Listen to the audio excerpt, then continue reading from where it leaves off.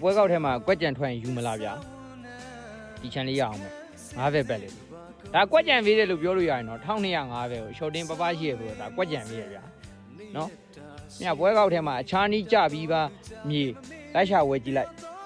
ဝယ်လို့မရတဲ့လူတွေအများကြီးပဲဟုတ်တယ်ဟုတ်နော်ကျွန်တော်ချန်တော့လောလောဆယ်တော့ကျွန်တော်ဘေးပြောင်းပြီဗျာကျွန်တော်ချန်ဘေးပြောင်းပြီဗျာဟိုတင်းနဲ့တော့ဘေးပေးပါဘေးပေးတာတော့ကြည်ဘူးတင်ပါတယ်ဒါပေမဲ့ကျွန်တော်အခုဝယ်ရတာချန်ကြီးကခတ်တယ်ဗျာအမှန်အခြားနီးပုံဖွဲခွင့်ကြပြီးပါဟာတွေဗျာတချို့လူတွေကရောင်းကြတယ်ဗျာတချို့လူတွေကြတော့လဲမရောင်းကြတော့ရောင်းပိတ်သွားတယ်အဲ့လိုမျိုးလေးပေါ့နော်မြေခိုင်မာမှုကကြတော့လဲကောင်းတယ်ဖားဖတန်လည်းကောင်းတယ်ဆိုတော့အဲ့လိုမျိုးလေးဆိုတော့ကျွန်တော်ရောင်းရတာခိန်းရောင်းရတာခိန်းတယ်ပေါ့ဝယ်ရတာခိန်းနေတာပေါ့နော်ဝယ်တဲ့လူကတော့အခုကပွဲကောက်ကပွဲတစ်လုံးပဲကြီးလိုက်တဲ့အဝယ်တွေဝယ်လိုက်တဲ့အဝယ်တွေ